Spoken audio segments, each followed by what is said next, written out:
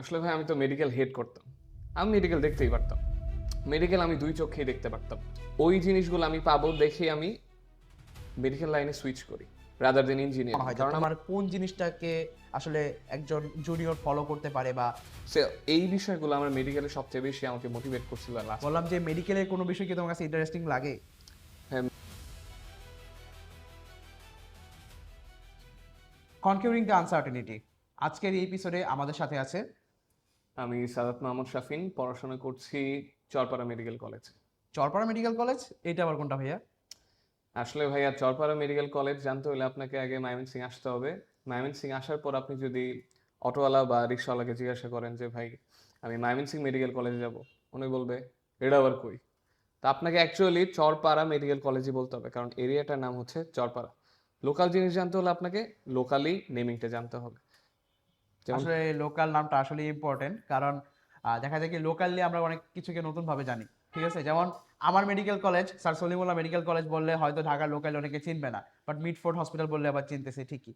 তো এটা হয়ে যায় আসলে। এখন তোমার কাছে আমার প্রশ্ন হচ্ছে ভাইয়া, তোমার কি টার্গেট কি মেডিকেল প্রথম থেকেই ছিল, নাকি আসলে আমরা দেখি যে বর্তমানে অনেক সুইচিং দেখা যায়? সো তোমার ক্ষেত্রে কি হয় আসলে ব্যাপারটা? আসলে ভাই আমি তো মেডিকেল হেট করতাম। আমি মেডিকেল দেখতেই পারতাম না। আমি মেডিকেল চুজ করি অনেক দেরিতে। অ্যাকচুয়ালি আমার প্রিপারেশন ছিল হচ্ছে ইঞ্জিনিয়ারিং। আমি ২.৫ বছর ধরে হচ্ছে ইঞ্জিনিয়ারিংয়ে কোচিং করেছিলাম। যখন আমার ইন্টার ফার্স্ট ইয়ার শুরু হয় ২০২৩ সাল থেকে, আমার মনে আছে অক্টোবর থেকে আমাদের আনন্দমোহন কলেজের ক্লাস শুরু। তো ওই সময় থেকে আমাদের যে গ্রুপটা ছিল সবাই খুবই ফোকাস ছিলাম আমাদের অ্যাডমিশন নিয়ে, যে সেজন্য আমাদেরকে অলরেডি প্রিপেয়ার থাকতে হবে। তো আমাদের গ্রুপেরই ইন টোটাল ফোকাস ছিল ট্রিপলেট নিয়ে। রিজনটা একটু হয়তো জটিল হবে, বাট ট্রিপলেট প্রিপারেশন কিন্তু আমাদের এইচএসসিকে অনেকটা হেল্প করে, যাতে ওভার অলরাউন্ড আমাদের সবগুলোতেই প্রিপারেশন ভালোভাবে থাকে। কারো হয়তো ম্যাথে একটু থাকে, কারো বায়োলজিতে ঘাটতি পড়ে, আবার কারো বায়োলজিতে ঘাটতি পড়ে। মেডিকেল স্টুডেন্টদের যেটা হয় ম্যাথের মধ্যে একটু ফোকাস কম। তো আমরা ওই হিসেবেই ট্রিপলেট হিসেবেই প্রিপারেশন নিছিলাম। পরে লাস্টে কারো হচ্ছে মেডিকেল দিকে ধাবিত হয়েছি, কেউ ইঞ্জিনিয়ারিং দিকে ধাবিত হয়েছি, এভাবে জিনিসটা। সো আমি কিন্তু কখনোই মেডিকেল সাপোর্ট করতামই না। মেডিকেল আমি ২ চোখেই দেখতে পারতাম না। কিন্তু পরিস্থিতিটাই এমন হয়েছিল যে লাস্টে যখন আমি রেজাল্ট পাইলাম যে ৯৭৩তম মেরিট, স্কোর হচ্ছে ৮১.২৫, আমি ময়মনসিংহ মেডিকেল কলেজ অর্থাৎ চরপাড়া মেডিকেল কলেজেই চান্স পেলাম। আচ্ছা। তো তখন আর কি বাবা মার কিছুটা মোটিভেশন, আমার বন্ধু বান্ধবদের কিছু মোটিভেশন, এবং সিনিয়র যত ভাইয়ারা ছিল তারাও কিছুটা এনকারেজ করলো যে দেখ তুই যেহেতু একটা ভালো জায়গায় চান্স পাইছিস আর হচ্ছে তোর বাসার কাছে জিনিসটা, so you better be a doctor. আর আরেকটা রিজন হচ্ছে আমার বড় বোন হচ্ছে ডক্টর। সো আচ্ছা। ওই প্রফেশনে অ্যাকচুয়ালি যে গাইডলাইনগুলো আমার দরকার to be a better doctor and an efficient doctor, ওই জিনিসগুলো আমি পাবো দেখে আমি মেডিকেল লাইনে সুইচ করি রাদার দেন ইঞ্জিনিয়ারিং। কারণ আমার ইঞ্জিনিয়ারিং লাইনে ক্যারিয়ার প্রসপেক্ট বোঝানোর জন্য ওই রকম কোনো সিনিয়র ছিল না, বা আমার ফ্যামিলিতে ওই রকম কেউ নাই যে আমাকে এই বিষয়ে হেল্প করবে। So I rather chose to be a medical. আচ্ছা, তো পরিস্থিতি সাপেক্ষে আমাদের শাফিন এই মেডিকেলটাকেই চুজ করে। আচ্ছা শাফিন, তোমার একটা ছদ্মনাম আছে যেটা তুমি আমাকে এই ভিডিও শুরু করার আগে বলেছিলে, সেটা কি ছিল? ভাই আমার ছদ্মনাম হচ্ছে মার্কো। আমার ব্যাচের ম্যাক্সিমাম মানুষ আমাকে মার্কো নামেই চিনে রাদার দেন সাদাত শাফিন। এটার রিজনটা হচ্ছে ভাই, আচ্ছা ঠিক আছে, রিজন বলতে হবে না, রিজন আমরা পরে একদিন শুনবো। আচ্ছা, তুমি যে এখানে মেডিকেলে এখন সুইচ করলে, আসলে তোমার আগে থেকে মেডিকেল হেড করতে এইটা আসলে অনেকভাবে দেখা যায়, কিন্তু আসলে আমাদের বাংলাদেশের প্রেক্ষাপট হোক বা আমাদের গার্ডিয়ানের প্রেক্ষাপটে মেডিকেলটা আর কি অনেক বেশি গ্রহণযোগ্যতা পায়। অন্যান্য দেখা যায় মানে এটার প্রতি একটা দুর্বলতা আছে মানুষের। আচ্ছা, এখন মেডিকেলের এমন কোন জিনিসটা তোমার মনে হয় যে একটু ইন্টারেস্টিং হতে পারে বা ভালো লাগবে ক্লাস শুরু হওয়ার পরে? হ্যাঁ কোয়েশ্চেনটা কি বললেন? বললাম যে মেডিকেলের কোনো বিষয় কি তোমার কাছে ইন্টারেস্টিং লাগে? হ্যাঁ, মেডিকেলের যে বিষয়টা আমি আস্তে আস্তে উপলব্ধি করতে পারছি সেটা হচ্ছে ইঞ্জিনিয়ারে আমরা কি বলি, আমরা প্রবলেম সলভ করি, নতুন নতুন প্রবলেম আসে সেগুলোকে আমরা বিভিন্নভাবে বিভিন্ন ওয়েতে অ্যাপ্রোচ করি, সলভ করি। মেডিকেলের প্রত্যেকটা কেসই কিন্তু সলভিং এর মতো। এক একটা পেশেন্ট নতুন আসছে, প্রত্যেকটা কেসই কিন্তু ডিফারেন্ট, এবং নতুনভাবে তার হিস্ট্রিগুলো নিতে হয়, এরপর প্রবলেমগুলো সলভ করে ডায়াগনোসিস করে আমার একটা সলিউশন দিতে হয় বা রেমেডি দিতে হয়, যেটা হচ্ছে আমার পেশেন্ট ফলো করবে। আলটিমেটলি যদি তার কাম অ্যারাউন্ড না হয় অর্থাৎ সুস্থ না হয়, আমার অন্যভাবে অ্যাপ্রোচ করতে হবে, অন্যভাবে সলভ করতে হবে। সে এই বিষয়গুলো আমার মেডিকেলে সবচেয়ে বেশি আমাকে মোটিভেট করছিল লাস্টের দিকে, কারণ মেডিকেলকে মানুষ নর্মালি কিভাবে ডিমোটিভেট করতে চায় যে আপনার সারা জীবন ধরে পড়াশোনা করতে হবে, বইয়ের পর বই এটসেট্রা। মেডিসিন লাইনে যারা পড়াশোনা করে 80 বছর বয়স হয়ে গেছে, 50 বছর এরপরে বই পড়তেছে। বাট প্র্যাকটিসিং এর বিষয়টা আরো বেশি হচ্ছে গিয়ে কেন মজাদার, আপনি ডিরেক্ট দোয়াটা পাচ্ছেন। মানুষের খাঁটি দোয়া যেটা কোনো কৃত্রিমতা নেই, অকৃত্রিম একটা ভালোবাসার দোয়া, সেটা আপনি পাচ্ছেন, যেটা অন্যান্য প্রফেশনে সহজে হয়তো আপনি পাবেন না। আর পাইলেও সেটা একটু কৃত্রিমতা থাকে, ডাক্তারদের ক্ষেত্রে সেটা থাকে না। দ্বিতীয়ত হচ্ছে বললাম ডাক্তারদের প্রবলেম সলভিং ক্যাপাবিলিটি। হ্যাঁ, সবাই বলে যে ডাক্তাররা এই যে মুখস্থ করে পড়ালেখা হয়, কিন্তু না রে ভাই, ডাক্তার জিনিসটা অ্যাকচুয়ালি আমাকে উপলব্ধি করতে হলে ডাক্তারের ক্যারিয়ার প্রফেশন সম্পর্কে ভালোভাবে আইডিয়া রাখতে হবে। প্রত্যেকটা রোগী যখন ভিন্ন ভিন্ন হিস্ট্রি নিয়ে আমার কাছে আসতেছে, তাদের সিমটমসগুলোও ভিন্ন ভিন্ন, সেই অনুযায়ী কিন্তু আমাকে অ্যাকচুয়ালি ভালো প্রবলেম সলভিং ক্যাপাবিলিটি রাখতে হবে। আলটিমেটলি সেবার সাথে আমার ফাইন্যান্সিয়াল ক্যাপাবিলিটি, ফাইন্যান্সিয়াল স্টেবিলিটিটা আমি পাবো এই প্রফেশনে, যা দেখতে পারলাম। সেই জন্য মনে হয়েছে ভাই এই জিনিসগুলো অ্যাকচুয়ালি একজন মেডিকেল স্টুডেন্ট যারা হচ্ছে সাধারণত মেডিকেল সম্পর্কে আইডিয়া রাখে না, তাদের জন্য যথেষ্ট মোটিভেটিং। Great answer. আসলে অনেক গোছানো একটা আনসার পেলাম আমরা মার্কোর কাছ থেকে, কারণ ওর ভাষ্যমতে এবং কথাটা সত্য যে মেডিকেল প্রফেশনটা অনেকটা ইন্টারাক্টিভ একটা প্রফেশন, কারণ এখানে আমাদের পেশেন্টের সাথে ফেস টু ফেস ডিল করতে হয় এবং সেই মোমেন্টটাতে থেকেই আমাদেরকে ডায়াগনোসিস করে সেই প্রবলেমটাকে আইডেন্টিফাই করে ফেলতে হয় এবং সাথে সাথে সেটা একটা সলিউশনও দিয়ে দিতে হয়। মানে অনেক ফাস্ট একটা প্রসেস, যেটার জন্য অনেক দীর্ঘদিনের একটা প্রিপারেশন দরকার হয়। তো মার্কোর কাছে আমি পরবর্তী জানতে চাইবো যে সবারই একটা থাকে যে আচ্ছা চান্স পাওয়ার একটা অন্যরকম গল্প থাকে। তো চান্স পাওয়ার ক্ষেত্রে কেউ কেউ নিজের বিভিন্ন স্বকীয় বিভিন্ন টেকনিক ব্যবহার করে থাকে। তোমার কি মনে হয় যে তোমার কোন জিনিসটাকে আসলে একজন জুনিয়র ফলো করতে পারে, বা এই অ্যাডমিশন জার্নির কোন জিনিসটা আছে যেটা তুমি একটু ভিন্নভাবে চিন্তা করেছিলে? ভাইয়া প্রথমত আমার জুনিয়র যারা আছে, হয়তো এরপরে এইচএসসি এবার দিবে বা এসএসসি দিবে যারা, অথবা inter first year second year, তাদেরকে সবার আগে বলবো হচ্ছে আগে নিজের লক্ষ্যটাকে স্থির করো। কারণ স্থির লক্ষ্য তোমাকে যতটা মোটিভেটিং করবে, একটা অ্যাম্বিগাস অথবা হচ্ছে ইনএক্সপ্লেসিভ বা অস্পষ্ট একটা লক্ষ্য কিন্তু তোমাকে বারবার হচ্ছে ঘুরাইতে থাকবে।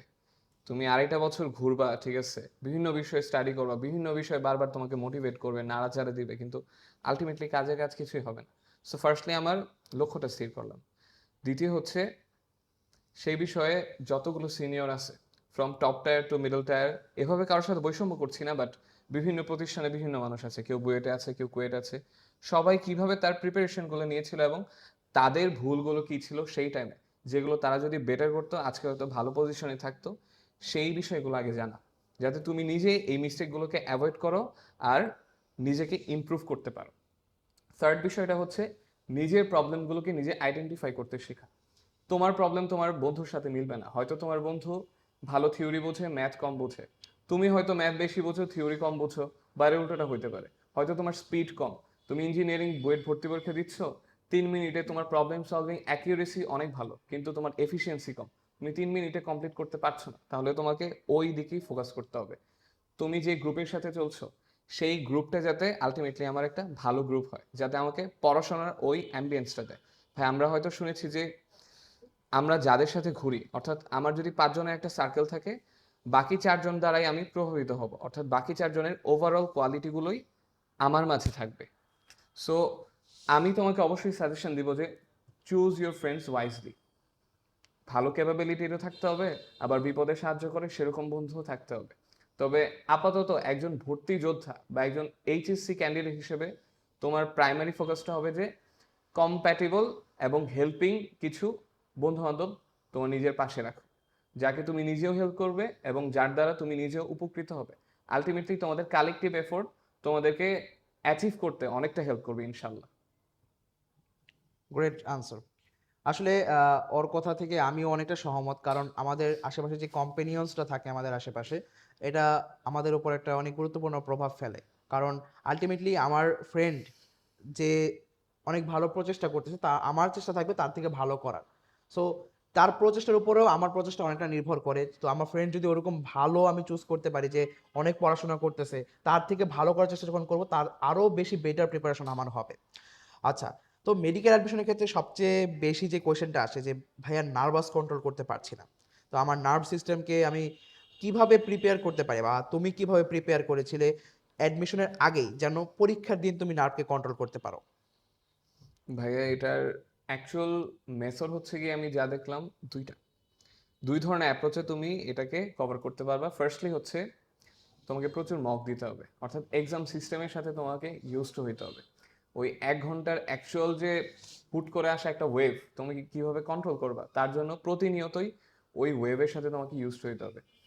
হয়তো তোমরা জেনে থাকবে আলেকজান্ডার দ্য গ্রেট, যে এত বড় একটা যোদ্ধা হয়েছে বা এত বড় একজন অ্যাচিভার হয়েছে পুরো ওয়ার্ল্ডে, তার মা কিন্তু তাকে বারবার ছোট্ট ছোট্ট করে সাপের বিষ তার শরীরে প্রয়োগ করতো। কারণ বড় হয়ে সে যখন বিভিন্ন বিশ্ব জয় করতে যাবে, বিষধর তীরগুলো যাতে তাকে আঘাত করতে না পারে বা তাকে ক্লান্ত বা অসুস্থ করতে না পারে, সেজন্য আগে থেকেই যাতে ধীরে ধীরে তার মধ্যে ওই ইমিউনিটিটা বিল্ড আপ হয়। সো তোমার মধ্যে ওই নার্ভাস সিস্টেমের ইমিউনিটিটা বিল্ড আপ করতে হবে। কীভাবে করতে পারো? তুমি অনেকগুলো পরীক্ষা দিতে পারো জাস্ট টাইম ধরে, এবং সেই মেডিকেল সিস্টেমের যে ওএমআরটা আছে বা ইঞ্জিনিয়ারিং সিস্টেমের যে খাতাগুলো আছে, কোয়েশ্চেন তারপরে অ্যান্সার বক্স, ওগুলো অনুযায়ী তোমাকে রেপ্লিকা করে পরীক্ষা দিতে হবে। জাস্ট তুমি 10টা পরীক্ষা বাসায় বা কোচিংয়ে দিলে সেই এক্সামগুলোই যাতে আলটিমেটলি তোমার অ্যাকচুয়াল এক্সামের দিন তুমি রেপ্লিকা করে আসতে পারো, অনেকটা মাসেল মেমোরির মতো, বা অবচেতনভাবে তুমি সব কিছু পারফেক্টলি দিয়ে আসতেছো, সেটা ইনশিওর করতে পারবা। এবং সেকেন্ডলি হচ্ছে পরীক্ষার আগে সৃষ্টিকর্তাকে বেশি বেশি স্মরণ করা এবং মাথা ঠান্ডা রাখা। অনেকটা এই অ্যাপ্রোচ হতে পারে যে ধরো তোমার 3 দিন পর হচ্ছে মেডিকেল পরীক্ষা। সো তুমি তোমাকে নিজেকে এভাবে সেট করতে পারো যে মেডিকেল পরীক্ষা তোমার জন্য অ্যাকচুয়াল জিনিস না, তোমারটা হচ্ছে পরে ওয়েট করতেছে। It's just a mock for you, it's just a normal test for you. So ওই অনুযায়ী আমাদের যে মেন্টাল প্রেশারটা, সেটা যথেষ্ট আমরা কমিয়ে ফেলতে পারবো, যাতে আমাদের নার্ভগুলো খুব বেশি নড়াচড়া না করে বা আমরা নার্ভাস না হয়ে যাই পরীক্ষার হলে। হুম, আসলে দেখো আলটিমেটলি তুমি এত সুন্দর করে প্রিপারেশন নিচ্ছ, এত এত পড়াশোনার যে কোনো কমতি নাই সেটা তুমিও জানো আমিও জানি, কিন্তু আলটিমেটলি এই যে নার্ভ কন্ট্রোল করতে না পারলে যেই মেমোরিটা আমি নিয়ে যাচ্ছি সেটা যদি আমি অ্যাপ্লাই না করতে পারি, আলটিমেটলি আমি রেজাল্টটা পাবো না। তো আচ্ছা যাই হোক, প্রত্যেকেরই এই যে অ্যাডমিশন দিতে যাওয়ার যে দিনটা বা সকালটা, এটা সারা জীবন স্মরণীয় হয়ে থাকে। বা কিছু কিছু জিনিস আসলে সবসময় মনে রাখার মতো হয়, সবার ক্ষেত্রে ছিল, আমার ক্ষেত্রেও আছে। তো আমি তোমারটা শুনতে চাবো যে আসলে পরীক্ষার দিন যখন সকালবেলা উঠলে, পরীক্ষা দিলে, পরীক্ষা দিয়ে বের হয়ে কি হয়েছে এটা বলবো না, বাট কি মানে এমন কি কোনো স্মরণীয় ঘটনা আছে যা তোমার মনে থাকবে সব সময়? ভাই আমার পুরো অ্যাডমিশনটাই স্মরণীয় ঘটনা। কেন বলি? আমাদের মেডিকেল পরীক্ষাটা হয়েছে আই গেস 12ই ডিসেম্বর, রেজাল্ট দিয়েছে 14ই ডিসেম্বর। তো আমার ওই সময় একটা রহমত বা বরকতের ঘটনা ঘটে আমাদের বাসায়। তো আমার বললাম আমার বোন হচ্ছে ডক্টর, সো আমার ডক্টর বোনের ডেলিভারি হয় হচ্ছে 8 ডিসেম্বর। সে হচ্ছে 9 মাস আচ্ছা। অন্তঃসত্ত্বা স্বাভাবিক, তার 8 ডিসেম্বর ডেলিভারি হয়, এবং 8 ডিসেম্বর মাশাল্লাহ আমাদের ঘরে নতুন একটা মেহমান আসে। সো আমরা বাসার সবাই খুশি, but at the same time আমার বাসায় কিন্তু একজন অ্যাডমিশন ভর্তি যোদ্ধার যে পরিবেশটা থাকা দরকার পড়াশোনার জন্য, সেটা কিন্তু ছিল না। আচ্ছা। স্বাভাবিক আমাদের বাসায় একটা আনন্দের মুহূর্ত ছিল, মেহমান অনেক ছিল, সো আমার ওই পড়াশোনা করার আলাদা যে একটা স্পেস পাবো, সেটা কিন্তু আমি পাইনি। সো আমার মনে হয়েছে কেন জানি এই 12 তারিখের এক্সামটা আমার মন মতো হবে না, আমি ঠিক মতো দিতে পারবো না। সো ওই অনুযায়ী নিজেকে একটু মাইন্ড স্থির করে রাখতেছিলাম। এবং হচ্ছে আমার মনে আছে 12 তারিখ আমার এক্সাম। সবাই কি করে, পরীক্ষার আগের রাতে ফুল নিজের ঘুম, নিজের রিফ্রেশমেন্টটাকে ঠিক করে, এবং আমিও জুনিয়রদেরকে সেম সাজেশন দিব যে পরীক্ষার আগের রাতে কোনো মাতবরি করো না। পরীক্ষার আগের রাতে তুমি যথাসাধ্য নিজেকে রেস্ট দাও। ইবাদতও পরীক্ষার রাতে থাকতে হবে না, এর আগে তুমি যত ইবাদত করে নাও, বাট পরীক্ষার আগের দিনটাকে পুরোপুরি রেস্টে নাও, যাতে তোমার মাইন্ডটা ফ্রেশ থাকে একেবারে। বাট আমি কি করছিলাম, পুরো রাত জুড়ে কিন্তু আমি বিভিন্ন কোয়েশ্চেনগুলোকে রিভাইজ দিছি। যেমন আমাদের সবচেয়ে বেশি কোয়েশ্চেন আসছে এবার মানব জীবনের ধারাবাহিকতা থেকে। আমি আগের রাতেই পুরোপুরি মানব জীবনের ধারাবাহিকতাটাই রিভিশন দিছি। যদিও স্ক্রুটামের তাপমাত্রাটা আমি কোয়েশ্চেনটা পারি নাই, একটু আগে রিভিশন দিয়েও তোর পারি নাই। যাই হোক, রিভিশন দেওয়ার পরে আমার মনে হয়েছে যে একজন এত লক্ষ লক্ষ স্টুডেন্টের সাথে কম্পিট করার জন্য যে পরীক্ষাটা দিব, ওটা আমার মন মতো হবে না। সো আমি আম্মুকে বলছি যে আমি পরীক্ষাটা দিব না, প্লিজ আমি মাফ চাই, এবারের মতো আমাকে মাফ করে দাও, দোহাই লাগে। কিন্তু না, আমাকে জোর করে আম্মু নিচ পর্যন্ত নিয়ে গেছে, আব্বুর সাথে আমার পাঠিয়ে দিয়েছে পরীক্ষার হলে। আমার এক্সাম স্টার্ট হওয়ার কথা হচ্ছে 10টায়, গেট বন্ধ করে দিবে 9:30টায়। আমার কেন্দ্র ছিল ময়মনসিংহের আনন্দমোহন কলেজ। সো 9টা 30-এ গেট বন্ধ করে দিবে, আমি ঠিক 9টা 29-এ গেটে ঢুকছি। কোনো মতে আর বাঁচতে পারি নাই, কারণ সামনে আব্বু দাঁড়ায় ছিল। সো ঠিক আছে, আমি গেলাম, পরীক্ষা দিলাম, পরীক্ষার কোয়েশ্চেনগুলোকে অ্যাপ্রোচ করলাম, সলভ করলাম। লাস্টে হচ্ছে গিয়ে কিছু সময় বাকি থাকলো, রিভিশন দিলাম ওকে। পরীক্ষা শেষে যখন বাইরে আসলাম, অনেকে বললো যে ভাই আমার তো 92টা কারেক্ট হয়ে গেছে, ভাই আমার তো 98টা কারেক্ট হয়ে গেছে, এত সহজ প্রশ্ন, আমার তো হইলে হয় ডিএমসি হবে, নাইলে একটা তো হবে না। তো ঠিক আছে, এই কথাবার্তা শুনে আমি বাসায় চলে গেলাম। আমার যেহেতু ইঞ্জিনিয়ারিং টার্গেট, আমি হয় বুয়েটে পড়বো ইনশাল্লাহ, আর যদি না হয় তাহলে অন্য কোনো ইঞ্জিনিয়ারিং ভার্সিটিতে যেটাই দেয়। তো বাসায় এসে যখন মিলানো শুরু করলাম, মিলাইতে মিলাইতে এতটা এক্সাইটমেন্ট ছিল যে আমি আমার জুম্মাটাই মিস করে ফেলি। এখন কথা হচ্ছে, জানি না আল্লাহ তাআলা আমার প্রতি নাখুশ ছিলেন না আমার প্রতি সন্তুষ্ট ছিলেন। খোদা তাআলার রহমতে যখন মিলাই দেখি সবগুলো বিভিন্ন কোচিং সেন্টারে সলভ দিল, মিলাইলাম। আমার দুলা ভাইও, সেও ডাক্তার, সেও আমার সাথে মিলাচ্ছিল। তো লাস্টে সে কারেক্ট করে আমাকে আনসার জানালো যে 81.25 ওর 82.5, অর্থাৎ একটা ভুল যাইতে পারে অথবা না যাইতে পারে, ওটা শিওর না আমরা, বাট এরকম থাকবে। তো ওই দিন থেকে হচ্ছে গিয়ে আমার দুলা ভাই আমাকে ডাক্তার ডাকা শুরু করতেছে আম্মুর সামনে বারবার। আম্মুকে আর বলি নাই, বাট ডাক্তার ডাকা শুরু করতেছে, কারণ আম্মু একবার শুনলে আমাকে একেবারে বসাই দিবে যে তোর এটাই পড়তে হবে, কোনো আচ্ছা, ইঞ্জিনিয়ারিং নাই। সো ওই পরীক্ষার যে ওই স্বস্তিটা পেলাম, এরপরে ওই দিনে আমি ফার্স্ট আমার ভাইগনাকে কোলে তুলে নিই। এর আগে কিন্তু আমি আর কোলে তোলার সুযোগই পাইনি। আমার মেডিকেল অ্যাডমিশন, মানে ওই পরিস্থিতি আল্লাহ এমন ছিল যে কি আর বলবো ভাই, মানুষ অ্যাডমিশন জার্নিটা কতটা কণ্টকময় হয় আমি বলতে পারবো না, বাট আল্লাহ তাআলা আমাকে কষ্ট যতটুকু দিয়েছেন তার চেয়ে বেশি দিয়েছেন রহমত। এটাই আমি শুকরিয়া আদায় করি আল্লাহ তাআলার কাছে। বাস আমি এতটুকুই আমার বন্ধু বান্ধবদের বলছি যে আমি স্ট্রাগল করি আর না করি, অ্যাচিভ করি আর না করি, আল্লাহ তাআলা আমার ভাইগনাটাকে হয়তো আমার বরকতের উসিলা হিসেবে আমার দুনিয়াতে দিছে। That's it. আসলে এই সময়টা যতবারই আমরা চান্স পেয়েছি অথবা চান্স পাইনি, যতবারই স্মরণ করি আসলে অনেক বড় একটা ভার আসলে মনের মধ্যে আসে। যাই হোক, আমি শাফিনকে কাছে জিজ্ঞেস করব আসলে এই যে যুদ্ধ জয় করার পরে তোমার আম্মুকে যখন তুমি ফার্স্ট রেজাল্টটা বলছিলা, এই মোমেন্টটা আসলে আমি আমারটাও ভুলতে পারি না। কারণ ফার্স্ট আমি শর্টে তোমাকে একটু বলি, আমারটা একটু কনভে করি। যেমন আমি একটা পরীক্ষাতে একটা স্টেথোস্কোপ পুরস্কার পেয়েছিলাম। সো সেটাকে আমার বিষয়টা, আমি আমার একটা আইডিওলজি যে আমি অ্যাচিভ করার আগ পর্যন্ত সেটাকে আমি গলায় দিব না। তো সেটাকে আমি সবসময় আমার সামনে ঝুলিয়ে রাখতাম এবং অ্যাচিভ করার পরে ফার্স্ট সেই স্টেথোস্কোপটা আমার আম্মুর হাতে দিয়েছিলাম। সে আমাকে পরাই দিছিল। এই হচ্ছে আমার ছোট একটা ঘটনা। সো তোমার ওই মোমেন্টটা কেমন ছিল যদি শর্টে বলতে? ভাইয়া, স্বাভাবিক সবার ওই সাকসেসের মুহূর্তটা কি অ্যাকচুয়ালি অনেক বড় একটা ট্রানজিশন হুট করে।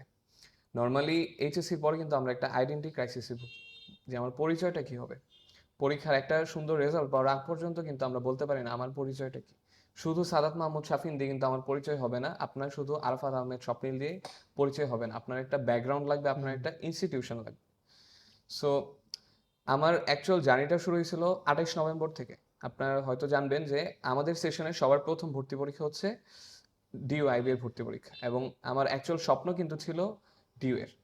আমি, আমার লাইফটা এতটাই কমপ্লেক্স, আমি স্বপ্ন দেখছি ডিইউআইবি এর, আমি 2.5 বছর কোচিং করছি ইঞ্জিনিয়ারিং, কিন্তু লাস্টে আল্লাহ তাআলা আমাকে মিলাই দিছে মেডিকেলে।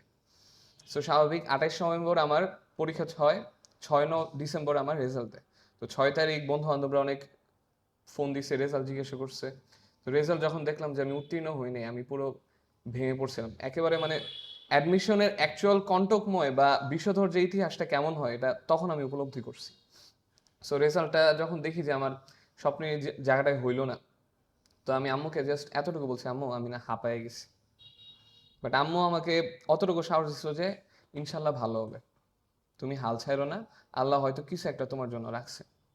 তো ঠিক আছে, 12 তারিখের পরে যখন 14 তারিখ রেজাল্টটা দিল, আমি হচ্ছে গিয়ে, আমার রেজাল্ট দিছে মনে করেন সন্ধ্যা 6টায়, না 5টা 5:30টার দিকে হওয়ার কথা, তখন শীতকাল। আমি রেজাল্ট চেক করছি 6টায়। কেন জানি আমার মানে ওই সাহস কোলায় না, আমি রেজাল্টে চেক করছি 6টায়। 6টায় যখন আমার রোল টোল আমি দিলাম, যখন আমি রেজাল্টে দেখি যে ময়মনসিংহ মেডিকেল কলেজ, আমি চিৎকার দিয়ে রুম থেকে বের হয়ে গেছি, আম্মুকে বলছি। এবং আম্মু আমাকে জড়ায় ধরে এত কান্নাকাটি করছে, লাস্টে একটা কথাই বলছে যে তোর আর পরীক্ষা দিতে হবে না। অনেক ঝড়ঝাপটা দেখছি, অনেক কণ্টকময় বিষধর ইতিহাস দেখলাম, বাট অ্যাডমিশনের যে তিক্ততাটা, এটা আরও তোকে উপলব্ধি করতে হবে না, ইঞ্জিনিয়ারিং তোর এখানেই শেষ, তুই এনে ভর্তি হবি, কথা শেষ। মানে অ্যাকচুয়ালি মানে আমাদের গার্জিয়ানরাও লাস্টে উপলব্ধি করে যে এই সময়টা কতটা টাফ। মানে টাফ থাকে অ্যাকচুয়ালি, মেন্টালি এবং ফিজিক্যালি। মানে মানুষ অনেক কষ্ট করে, কিন্তু হয়তো তাদের নসিবে ওইটা থাকে না। এখন ভাইয়া আমি ওই জিনিসটা আবার আপনাকে রিপিট করতে চাই যে অনেকে বলে আমি পড়াশোনা করছি দেখেই পাইছি, কিন্তু আসলে বিষয়টা এমন না। মানুষের নসিবে আল্লাহ তাআলা যেটা রাখছে ঠিক সেটাই পায়। হয়তো আমার থেকে আরো মেধাবী আরো ইন্ডাস্ট্রিয়াস পোলাপান ছিল যারা হচ্ছে তাদের জায়গায় যাইতে পারেনি, বাট আমি পাইছি। এটা আল্লাহর রহমত, আল্লাহ আমার তাআলার নসিবে রাখছিল। হয়তো আমি কষ্ট করার চেষ্টা করছি, বাট দিন শেষে আমার নসিবে যেটা ছিল ওইটা আমি পাইছি, এবং আলটিমেটলি আমার পরিবারও খুশি ছিল এটা নিয়ে। সো এটাতে স্টিক করছি, আর ইঞ্জিনিয়ারিং এর পরে চিন্তাই করি না। অনেক অসাধারণ একটা স্টোরি আমরা মার্কোর কাছ থেকে শুনলাম। আসলে আহ, কিভাবে কি মানে আমাদের আসলে আমরা ছোটবেলা থেকে সবাই জিজ্ঞেস করে, তো বাবা তুমি বড় হয়ে কি হবা, ঠিক আছে? তো আসলে কতবার কত কিছু স্বপ্ন থাকে, কত কিছু বলি, কিন্তু আলটিমেটলি আল্লাহ তাআলাই সবচেয়ে ভালো জানেন যে আমরা কি হব, বা আল্লাহই ঠিক করে দেয়। তো সেই জায়গা থেকে আসলেই এখানে নিয়তির একটা অনেক বড় বিষয় আছে, তকদিরের অনেক বড় একটা বিষয় আছে, আল্লাহ তাআলা কি দিবেন। তো সেই ক্ষেত্রে আমরা মানুষ হিসেবে যতটুকু করতে পারি সর্বোচ্চ, সেটা হচ্ছে চেষ্টা। বাকিটা মহান আল্লাহ তাআলার হাতে। আসলে সম্পূর্ণটাই আল্লাহর হাতে, কারণ আল্লাহ তাআলা যদি নসিবে না রাখে, আমি যদি অসুস্থ হয়ে যাই, আমার যদি একটা অ্যাক্সিডেন্ট হয়, আমি কিন্তু চেষ্টাটাও পারবো না। তো মহান আল্লাহ তাআলার কাছে সবসময় চেষ্টা করার সক্ষমতাও চাইতে হবে, পাশাপাশি রেজাল্টের নিয়তিটাও চাইতে হবে। তো আজকের জন্য এই পর্যন্তই। তো অনেক ভালো লাগলো মার্কো তোমার সাথে কথা বলে। মার্কো নামের ইতিহাসটা এখন পর্যন্ত জানতে পারলাম না, কিন্তু এটা একটা কিউরিওসিটি থেকে গেল। ধন্যবাদ তোমাকে। থ্যাংক ইউ ভাইয়া।